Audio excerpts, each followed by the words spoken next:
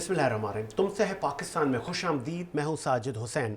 मजबूत मुस्तहकम पाकिस्तान पर हम बात करते हैं। हम बात करते हैं कैसे मुल्क व मिल्लत की तामीर और तरक्की में हमें अपना किरदार अदा करना है। मुल्क भर में 76वीं योम आज़ादी मनाई जा रही है और आवाम का जोश व खरोश भी दीदनी है। पूरे ही मुल्क में, कराची में पूरे ही सड़कें ब्लॉक रहीं और जगह जगह रैलियाँ थीं और सब्ज़ लाली परचम की एक बहार थी। और क्यों ना हो, ये मुल्क हमारा किसी नेमत से कम नहीं है। इस मुल्क ने हमें बहुत सारे हीरे दिए हैं, न सिर्फ सियासत में बल्कि हमारे ही इस मुल्क में बहुत सारे मायनास बिजनेसमैन भी हैं। आज 14 अगस्त का ये हम स्पेशल शो आज हमने एक ही साहब को डेडिकेट किया है। आपका मैं तारुफ थोड़ा सा दूँ, आप पाकिस्तान के हाईएस्ट टैक्स पेयर्स में आपका नाम आता है। आपके पास बेतहाशा एम्प्लॉय काम करते हैं। आपने पाकिस्तान की मईशत का बेड़ा उठाया हुआ है। आप पाकिस्तान के सॉफ्ट इमेज को हाईलाइट करने में अपना किरदार अदा करते हैं। आप सीईओ हैं एडवांस टेलीकॉम और अल जदीद real estate builders end developer. किसी तारफ़ के आप मोहताज नहीं है। बहुत सारी बातें हम उनसे करेंगे, इकनॉमी से लेके, कम्युनिटी से लेके, ग्रास रूट से लेके पाकिस्तान को क्या चैलेंजेस हैं। वन एंड ओनली आसिफ मजीद पानावाला। बहुत शुक्रिया सर, आसिफ मजीद साहब, आपने टाइम दिया। स्टार्ट करेंगे सर, चूँकि 76वीं सालगिरह है पाकिस्तान की, हमने ये शो आज आपको ही डेडिकेट किया है। कैसा लगता है आपको जब आप इस मुल्क के लोग आपकी सर्विसेज को अप्रिशिएट करते हैं, फिर आपको देख के बहुत सारे और लोगों में ये जज्बा आता है कि यार इस मुल्क के लोग हमें अप्रिशिएट करते हैं। अगर हमने इधर अपने अरबों रुपए की इन्वेस्टमेंट की है तो यहाँ पे हमें मोहब्बत भी मिल रहा है, प्यार भी मिल रहा है। कैसा महसूस करते हैं? 76वीं सालगिरह पर क्या महसूस कर रहे हैं आप? सबसे पहले तो मैं पूरे पाकिस्तान को मुबारकबाद दूंगा। आज 14 अगस्त है और हम लोगों का मुल्क जो है वो 76 ईयर्स का हो गया। तो एक ये है कि ये कारवां है जो चल रहा है सालों से, हमारी कौम की, हमारी लोगों की इसके अंदर में काफ़ी एफर्ट्स भी हैं। तो बहुत अच्छा लग रहा है और अच्छा ही लगता है कि जब हम कोई काम करते हैं और लोग उसको अप्रिशिएट करते हैं। क्या बात है, और अच्छा आउटपुट है। अच्छा, पाकिस्तान की इकोनॉमी को बड़े चैलेंजेस हैं। हम एक अक्सर बात सुनते हैं पॉलिटिशियन हजरात से, पाकिस्तान बड़े सेंसिटिव हालात से गुजर रहा है, पाकिस्तान बड़े सेंसिटिव हालात से गुजर रहा है। किन वजूहात से ये हम सुनते हैं? इधर तो हर चीज़ है आसिफ साहब, यहाँ पे तो 4 मौसम हैं, दरिया हैं, समंदर है, फिर बहुत बड़े बड़े यहाँ पे बिजनेसमैन हैं जो कि पाकिस्तान की इकोनॉमी को चलाते हैं। तो फिर ये सेंसिटिव दौर क्या है?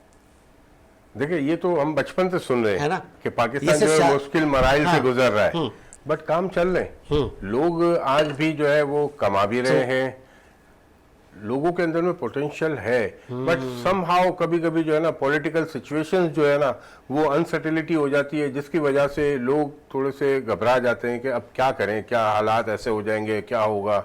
तो मैं तो हर वक्त जो है वो पॉजिटिव रहता हूँ।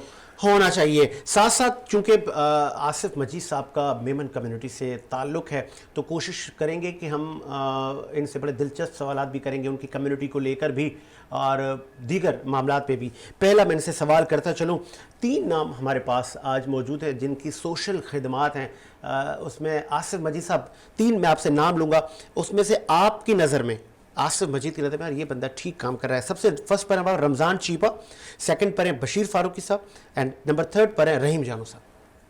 बशीर फारूकी साहब। बशीर फारूक साहब, क्या बात है। आगे बढ़ाते हैं और सिलसिले को। अब 3 नाम आपकी कम्युनिटी के हैं, 3 नाम आपकी कम्युनिटी और बिजनेस कम्युनिटी से आपका ताल्लुक है। सबसे पहले पर हमारे पास चेयरमैन आबाद मोहम्मद अल्ताफ ताई साहब, नंबर 2 पर है फयाज फलकनाज एंड नंबर 3 पर है इकबाल अडवाणी। 3 नाम आपके साथ हैं। आपकी नज़र में अच्छा बिजनेसमैन?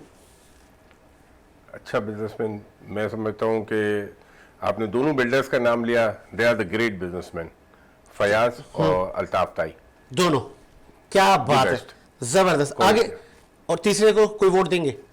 नहीं, वो भी अच्छा है, बट ये है कि काम की आपने बात पूछी ना, कौन जो अच्छा डिलीवर किया, सब कुछ किया। हाँ। तो जो डिलीवर करने वाले लोग हैं, अब आप अल्ताफ ताई की अगर बात करते हैं तो इस वक्त आबाद का चेयरमैन है। क्या बात है। और फयाज भाई भी जो है वो आबाद के चेयरमैन भी रह चुके हैं और बहुत अच्छा नाम है, डिलीवर करने वाले लोग हैं, काम किया है। तो मैं तो दोनों को एक ही रेटिंग मिलूंगा। दोनों को एक रेटिंग। चलें आगे बढ़ाते हैं। क्रिकेट भी आपने खेली होगी, वरना देखी तो जरूर होगी। 3 क्रिकेटर हम आपके आगे रखेंगे, वसीम अकरम, शाहिद आफरीदी एंड यूनुस खान। शाहिद आफरीदी लंबे छक्के मारने की वजह से। चले ऐसा ही है। चले जी शाहिद आफरीदी साहब, आप आसिफ मजीद साहब के फेवरेट क्रिकेटर्स में हैं। आसिफ मजीद साहब, कंस्ट्रक्शन इंडस्ट्री से भी आपका ताल्लुक है। अक्सर कंस्ट्रक्शन इंडस्ट्री के लोगों के लिए 12 हम सुनते हैं कि यार ये टाइम पे डिलीवर नहीं करते, टाइम पे डिलीवर नहीं करते। फिर बहुत सारे ऐसे नाम भी हैं कि जो टाइम से पहले डिलीवर कर देते हैं लोगों की अमानतें। वजह क्या है, क्यों नहीं लोग टाइम पे अक्सर बेशतर डिलीवर करते हैं? देखिए, अगर इसको रियलिटी में अगर देखा जाए ना, तो इंसान भरोसा करता है एक बार। अब जिस बंदे ने डिलीवर किया ना, फिर उसकी लाइन लग जाती है। वो मिसालें सामने हैं। आपने 2 नाम ले लिए, मैं 4 नाम, 5 नाम, 6 नाम और ऐड कर देता हूँ। वो डिलीवर करने वाले लोग हैं, उन्होंने, उनकी एक हिस्ट्री है कि उन्होंने पहला प्रोजेक्ट नहीं है, 10 प्रोजेक्ट कर लिए, 20 प्रोजेक्ट कर लिए, 50 प्रोजेक्ट तक कर लिए, और उन्होंने सब डिलीवर किया है।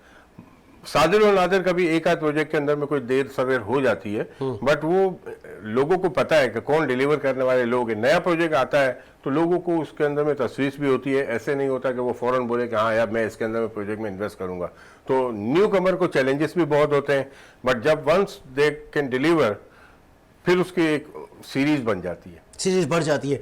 3 बहुत बड़े नाम लेने लगा हूँ अब मैं आसिफ मजीद साहब के आगे, और अब इनका इम्तिहान तो मेरे ख्याल में होगा। 3 बड़े नाम आपको ये अगर कहें कि आप लोग कंस्ट्रक्शन इंडस्ट्री से ही आप लोगों का ताल्लुक है। सबसे पहले पर है सर हमारे पास Mohammad Shahid Qadri, Ali Saqlain real estate. Number 2 पर हैं हाजी रफ़ीक परदेसी साहब, एंड नंबर 3 पर हैं मलिक रियाज। 3 नाम आपके आगे। आपने बहुत फर्क वाले नाम बोले हैं। मलिक रियाज के सामने तो मतलब फिर मैं बात करूं तो फिर कोई बात ही नहीं बनती है ना, कि इतना बड़ा फर्क आ जाता है। ओके। और मेमन की बात करें तो मैं हाजी रफीक साहब को बोलूंगा, बट मलिक रियाज साहब का बड़ा नाम है, बड़ा काम है। तो शाहिद कादरी साहब नो डाउट अच्छा काम करते हैं, उनके साथ ही हैं, तो फिर बात ही खत्म हो जाती है। टक्कर के नाम नहीं है? टक्कर के नाम नहीं है। अच्छा, कहाँ से टक्कर के नाम? अच्छा, आपने मतलब मलिक रियाज को ऊपर रखा है? ऑब्वियसली बहुत बड़ा काम कर रहे हैं ना, बहुत बड़ा काम कर रहे हैं। अब हालात अप एंड डाउन तो होते हैं, बट एक बहुत बड़ा काम कर रहे हैं पूरे पाकिस्तान के अंदर में। सोसाइटीज बनाना, मैं समझता हूँ कि एक बहुत बड़ा नाम है। हाजी रफीक के सोशल खिदमात भी हैं, बड़ी खिदमत है, और काम में इन्होंने डिलीवर भी किया है लोगों को, और अच्छे काम कर रहे हैं। एंड शाहिद कादरी साहब ने अभी एंट्री मारी है, अभी उड़ान भरी है ना, अभी तो पार्टी शुरू हुई है उनकी। अच्छा, आपको क्या एक अच्छे बिजनेसमैन में अक्सर हम सुनते हैं कि यार सबसे पहले कमिटमेंट मोस्ट इम्पॉर्टेंट, क्या इससे काम चल जाएगा या कि कुछ और चीज़ें भी हैं? क्या एडवाइस करेंगे नौजवानों को कि भाई अगर आपने अच्छा बिजनेसमैन बनना है तो आपने इन चीज़ों का ख्याल रखना है? ऑब्वियसली ज़बान की वैल्यू है। जो भी कारोबारी हैं, आप स्पेशली मीमन, चिन्यूटी बिरादरी, इनमें आप देखोगे ना तो ये शेख बिरादरी, ये डिलीवर करने वाले लोग हैं, या मतलब जबान के पक्के लोग होते हैं। तो इसमें ही हम तो ये बोलते हैं, हम जब जाते हैं अपनी बिरादरी के अंदर में, जब स्पीच दे रहे होते हैं, तो हम उनको यही मोटिवेट करते हैं कि देखो कोई भी मिस कमिटमेंट नहीं करो। आपने किसी को अगर टाइम दिया है, किसी को अगर कोई पेमेंट का टाइम दिया है, बात की है, तो वो पूरी कर सको तो ही आप दिया करो, अदरवाइज नहीं करो, अदरवाइज वो काम ही नहीं करो। और अल्हम्दुलिल्लाह कहीं से मतलब बोरो कर लो, कुछ भी कर लो, मगर जिस बंदे को आपने टाइम दिया है कि इस टाइम पे मैं पेमेंट करूंगा या इस टाइम पे मैं डिलीवर करूंगा, और अगर वो नहीं करते हैं तो फिर बात जो है ना वो थोड़ी सी अजीब सी हो जाती है, कि वो फिर एक ट्रस्ट लेवल जो है वो डेफिशिएट हो जाता है। ओके। अब माजी की हुकूमत में चेयरमैन पीटीआई ने बहुत सारी कंस्ट्रक्शन इंडस्ट्री को मराहतें दी, एमनेस्टी दी। जब आपको याद होगा फयाज साहब चेयरमैन आबाद थे, तो अक्सर एक बहस उन दिनों थी कि बहुत सारे लाखों घर भी बनेंगे, लो कॉस्ट हाउसिंग के भी घर बनेंगे। फिर चेयरमैन सदर्न रीजन आसिफ समसम ने कहा था नहीं ये मुमकिन नहीं है, तो वो क्यों नहीं बन सके? क्या आपको लगता है वजह क्या बनी? और ये जो एमनेस्टी दी गई उससे फ़ायदा हुआ आप लोगों को? देखिए, बिल्डर जो है वो एक पूरी 74 इंडस्ट्रियां चलती हैं। अगर एक बिल्डर काम कर रहा है तो 74 इंडस्ट्रीज चल रही है। दरवाजे भी बिक रहे हैं, सीमेंट भी बिक रही है, सरिया भी बिक रहा है, हर चीज़ बिक रही है। तो उससे रिलेटेड सारी चीज़ें चल रही थी। Allied industries. अब ये वक्त कभी कभी ना इसके अंदर में पॉलिटिकल इश्यूज में बताऊंगा कि आ जाते हैं, जिसकी वजह से हमें सफर करना पड़ता है। कारोबारियों को परेशानियां होती हैं कि एक ट्रैक के ऊपर हम नहीं रहते। हमने सोचा हुआ था कि हमने इतने घर बनाने, लोगों को इससे लो हाउसिंग स्कीम्स देनी है, उनको प्रॉफिट कर, उनको ऐसे नो प्रॉफिट नो लॉस के ऊपर हम उनको मकान बना के दें। तो ये हम लोग विलिंग थे ये काम करने के लिए, but all of a sudden जो है वो चीज़ें चेंज हो जाती हैं। कानून के अंदर में तब्दीलियां आ जाती हैं तो फिर हमारी ब्रेक लग जाता है काम करने में। बट एक प्रोजेक्ट जब आप कमिट करते हैं आप आम आदमी से कि हम आपको ये 10 साल बाद देंगे, 5 साल बाद देंगे, फिर अचानक सरिये सीमेंट के प्राइस का बढ़ जाना, ये कितना इफेक्ट करता है? फिर नाउअडेज कुछ दिन पहले हमने देखा कि सरिये सीमेंट की प्राइस फिर से बढ़ गई हैं, तो कैसे फिर आप काम करेंगे? क्या कहेंगे हुकूमत को? देखिए यही वजह है कि हर कोई बंदा कारोबारी क्यों नहीं बन सकता कि फोरकास्ट इसमें जो है वो देख के चलनी पड़ती है, कंटीजेंसी लेके चलनी पड़ती है कि अगर मैं किसी को कमिटमेंट कर दूंगा तो मुझे देना है। अब मुझे ये चीज़ें सोच के रखनी है कि आगे जाके आज 2 लाख रुपए टन सरिया है तो जो है वो 3 लाख भी हो सकता है, और जो हालात नज़र आ रहे हैं डॉलर बढ़ जाएगा, ये हो जाएगा, ये हो जाएगा, ये सारी चीज़ों को अगर वो बिल्डर या वो हजरात जो मतलब कारोबार किसी भी किस्म का कारोबार करते हैं अगर वो कंटीजेंसी नहीं लेके चलेंगे तो वो डिलीवर नहीं कर पाएंगे। वो सेल्स के चक्कर में जो है वो प्राइसिंग जो है वो बोल देते बस मैं कॉम्पीट कर लूँ, मैं सस्ता बेच दूँ, बट वो फिर आके जाके फंस जाता है सस्ते के चक्कर में सस्ता बेच दिया, अब डिलीवरी कैसे देगा। अच्छा, इसमें क्वालिटी मटेरियल अच्छी क्वालिटी का इस्तेमाल करना, तो वो बहुत सारे बिल्डर्स पर ये भी इल्ज़ाम है कि वो चालू माल लगा देते हैं बिल्डिंग्स में, कैसा है? देखिए चालू माल लगा देना वो एरिया पे डिपेंड करता है।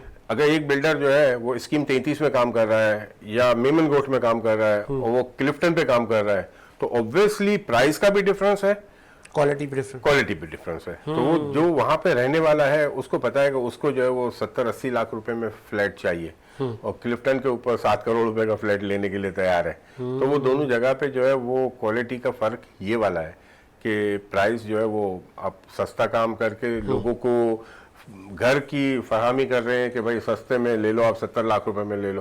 कंस्ट्रक्शन का काम जितने भी लोग कर रहे हैं इंक्लूडिंग यू, एसोसिएशन ऑफ आबाद बिल्डर्स एंड डेवलपर्स की जो एसोसिएशन है वो कितनी हेल्पफुल है आप लोगों के लिए? देखिए हमारा कोई भी मसला होता है हम आधी रात को भी आबाद के चेयरमैन से बात कर सकते हैं। अक्सर व बेशतर काफ़ी बिल्डर्स के साथ कोई ना कोई हादसा हो जाते हैं, कोई मसले मसाइल हो जाते हैं, बट ये कि आबाद ऑलवेज सपोर्टिव है। एक एसोसिएशन है, एक यूनियन है एक तरीके से हमारी, हमें उनमें मदद भी मिलती है। और कोई भी चाहे मैं तो ये बोलता हूँ कि आबाद का मेंबर भी होता है ना तो वो एक दूसरे की जो है वो मदद करते हैं कि यार कि कोई काम है, आधी रात को अल्ताफ भाई को फ़ोन कर दिया, अल्ताफ ताई को, फयाज भाई को फ़ोन कर दिया, मोहसिन शेखानी को, किसी को भी, तो कोई ये नहीं बोलेगा कि यार तूने मुझे रात को फ़ोन क्यों किया है, क्या बात है? बोल रहे क्या मसला है बता, मैं क्या हल कर मतलब लाइक एक फ्रेंडली और फैमिली है। अच्छा, बहुत सारी लेबर, हज़ारों में लेबर काम करती है, जिस तरह आपने कहा कि लाइट इंडस्ट्री भी हमारे साथ जुड़ी हुई है, इसी तरह एक मेन पावर बहुत सारी लेबर काम करती है और फिर वो बुलंद इमारतों पे काम करते हैं, बड़ा जानलेवा काम होता है।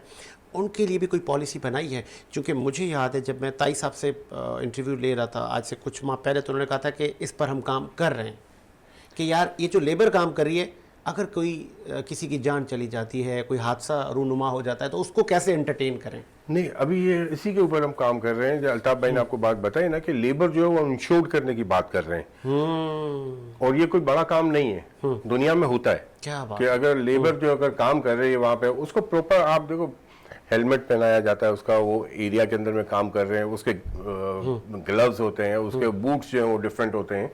अगर ये चीज़ें आप दे दो और आप इंश्योर भी करवा दो तो मैं समझता हूँ कि 80-85% रेशो जो है वो कैजुअलिटी का कम हो जाता है।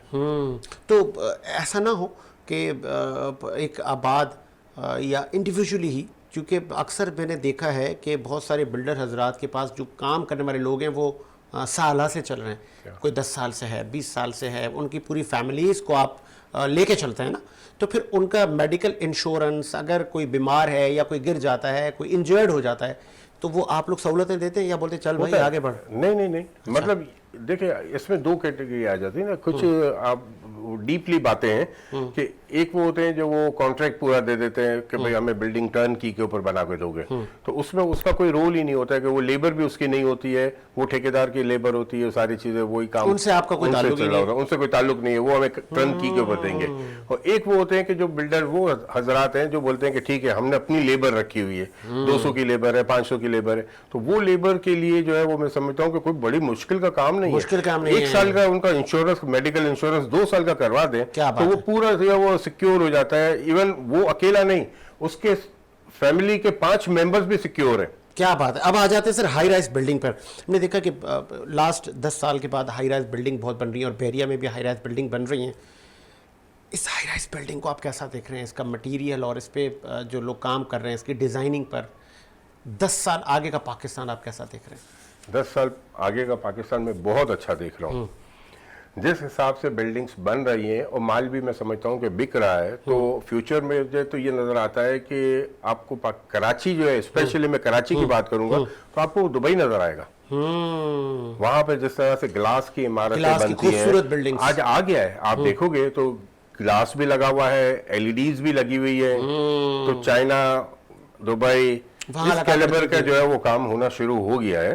तो वो दिन दूर नहीं है कि आपको यहाँ पे जो है वो पूरा एक नया रोड बना हुआ होगा। अगर नए रोड के ऊपर अगर प्लॉट्स आए तो वो बिल्डिंग्स भी इस तरह की बनेंगी। अक्सर अब आ जाते हैं लास्ट में, चूँकि आपकी बड़ी समाजी खिदमात भी हैं, न सिर्फ अपनी कम्युनिटी के लिए, आम लोगों के लिए, समाजी कामों में। और मैं कहता हूँ कराची में तो बहुत सारे ऐसे लोग हैं, इन कामों को करने में क्या ऐसा कोई एक रूह को तकसीम मिलती है? क्या है वजह, या कि आपका शौक़ है? देखिए, ये सब समाजी काम जो है ना, ये अल्लाह की तरफ से होता है। अल्लाह ने किसको चुन लिया, मेरी क्या औकात है कि मैं किसी को अपने जेब में से निकाल के 50 रुपए भी दे सकूं। बट अल्लाह ताला ने दिल में डाला है, या अल्लाह ताला ने वो निज़ाम बनाया हुआ है कि इस हाथ से तेरे को पैसे मिलेंगे और इस हाथ से तुझे इस बंदे को पैसे जाने हैं। तो ये एक बहुत बड़ी नेकी है। और जब इस तरह के कामों में इंसान लग जाता है ना, तो इंसान के काम खुद ब खुद हो जाते हैं। मैंने कभी भी मतलब इतना अपने कारोबार के अंदर में बहुत ज़्यादा फोकस नहीं किया या बहुत ज़्यादा इन्वॉल्व नहीं हुआ कि सुबह उठ के 9 बजे जाना है और जो रात को 9 बजे तक मेहनत करनी है। बल्कि ये है कि किसी की अगर कॉल आती है ना मेरे को, क्योंकि मैं अपनी कम्युनिटी का प्रेसिडेंट भी हूँ, तो जब कभी कॉल आती है कि आसिफ भाई मेरी बेटी की शादी है या मेरे वालिद को हॉस्पिटल में एडमिट कराया है, बताएं, तो हम उसके ऊपर ज़्यादा मतलब कुदरती बात है, पता नहीं है, मैं वहाँ से फ़ोन मिलाऊंगा, टबा में फ़ोन करूंगा कि यार भाई इस नाम का बंदा एडमिट हो रहा है, इसको आप एडमिट कर लीजिएगा, इसके चार्जेस वगैरह जो कम्युनिटी पे करेगी और आपको मैं लेटर कल भेज दूंगा। और उसका चाहे अगर बाईपास का काम होगा या एंजियोग्राफी होगी तो वो हो जाती है। किडनी का इशू है, आजकल तो देखो ना इतने महंगे हो गए हैं ये सारी चीज़ें कि इलाज बहुत महंगे हो गए हैं। बट अल्लाह ताला ने सबके डोनर्स के दिल में भी डाला हुआ है कि जाके वो कम्युनिटी को दे के आते हैं।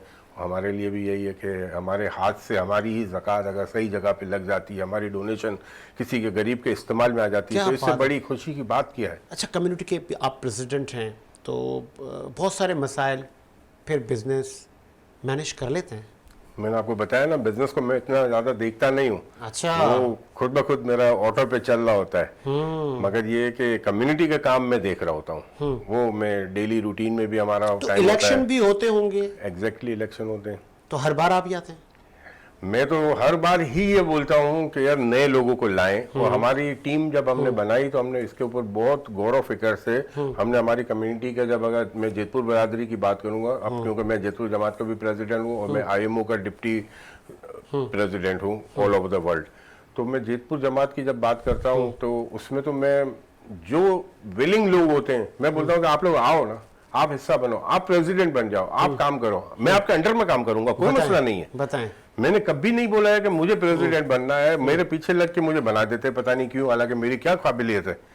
मगर हमारे बस दोस्त हैं सारे, हमारे बरादरी है, वो बोलती है नहीं आप रहो। बट यकीन करें कि ये काम करके दिली तस्कीन महसूस होती है, दिल करता है कि भाई ये। अक्सर मैंने देखा है कि आप इवेंट्स में जाते हैं तो वो कम्युनिटी के बच्चे बच्चियां आपके साथ सेल्फी लेते हैं, आपको रिस्पेक्ट देते हैं, आप डिजर्व कर रहे हैं और रिस्पेक्ट, दिल को सुकून मिलता होगा। बिल्कुल, बेशक। वो एक बच्चा जो आके सेल्फी ले लेता है ना, वही मेरा इनाम है।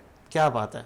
और क्या कह सकता हूँ मैं। लास्ट किसी से हम क्या चाहते हैं, अगर किसी का बच्ची की शादी हो जाती है, किसी माँ का इलाज हो जाता है, किसी का घर का काम हो जाता है, एजुकेशन के लिए अगर किसी के हम जो है वो फंड अरेंज करके उनके लिए कर देते हैं, तो इससे बड़ी कोई बात नहीं है। मैं समझता हूँ कि हमारी एक नस्ल जो है वो आगे निकल गई।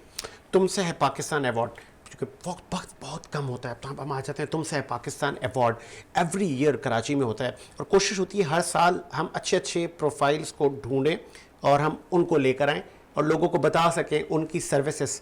कैसे देख रहे हैं हमारे इस इवेंट को? 14 अक्टूबर के लिए क्या आपकी मैसेज होंगे, क्या बेस्ट विशेस हैं? साजिद भाई, फर्स्ट ऑफ पहले और मैं आपको वीनस टीवी को थैंक्स कहूँगा कि आप लोग इतना अच्छा काम करते हो कि लोगों को आप उसको रिकग्नाइज करते हो ना। देखिए, काम तो सारे ही कर रहे हैं, मगर जो काम कर रहे हैं उसको कोई रिकग्नाइज करता है ना, तो वो एक उसके लिए भी एक बात बनती है कि हाँ यार चलो हमें किसी ने रिकग्नाइज तो किया। तो ये सबसे इम्पोर्टेंट बात है कि आप बेलौस खिदमत कर रहे हो, कि कौम को आप चाहते हो कि जो वो नगीने हैं, जो वो लोग हैं जिन्होंने मेहनत की है, जिन्होंने कौम को संभालने में आगे बढ़े हैं, तो आप उनको लेके चल रहे हो। तो साजिद भाई, आपको वीनस टीवी को मैं बहुत थैंक्स कहूंगा कि आप हर साल इस तरह के इवेंट करते हो और आप लोगों को रिकग्नाइज करते हो। एक और मैसेज मैं आपसे लूंगा।